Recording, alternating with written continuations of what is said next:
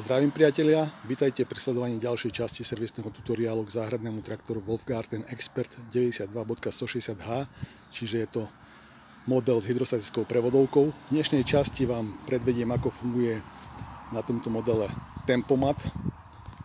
Nie každý záhradný traktor tento tempomat má, funguje podobným princípom ako pri klasických automobiloch. Tempomat tohto záhradného traktora je umiestnený pod volantom. A je to páčka, ktorú sme si už predstavovali v predchádzajúcich častiach, v jednej z predchádzajúcich častí. Je to páčka, ktorá má dvojitú funkciu a je to parkovacia brzda aj tempomat v jednom. Zatlačia sa takto dole, čiže pri štandardne zvolených otáčkach nesmú to byť maximálne otáčky, ktoré máte nastavené ručným plynom. Počas jazdy zatlačíte páčku tempomatu, tá zostane dole a tempomat je zapnutý. V takom prípade môžete dať dole nohu z plynu alebo tzv. Pojazdového pedálu, ktorý je vpravo. Ten pri jazde vpredu sa tlačí dopredu, pri jazde vzadu sa dozadu alebo pri cúvaní sa tlačí dozadu. A tempomat sa vypína takým štýlom, že sa buď zatlačíte na brzdu, čiže na pedál vľavo, alebo mierne pridáte stlačením pojazdového pedála. Teraz si to názorne predvedieme, naštartujeme traktor a vyskúšame funkciu tempomatu.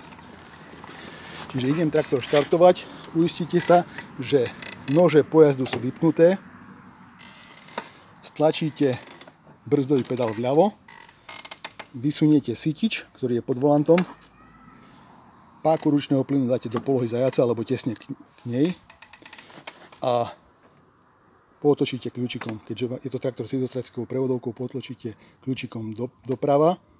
Štartuje sa tak, že maximálne na jeden pokus na 5 sekúnd ho podržíte a medzi jednotnými pokusmi musí byť najmenej 10 sekundový interval. Čiže vyskúšam to naštartovať.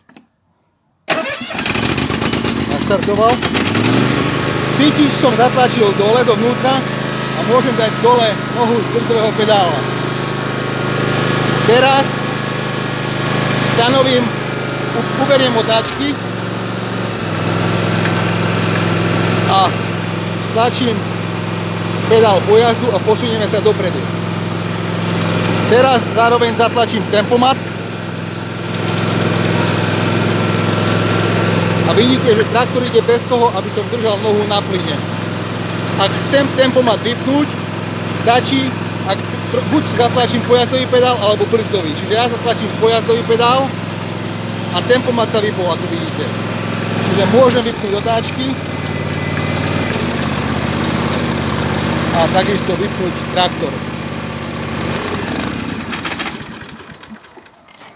Čiže ako vidíte, je to jednoduché.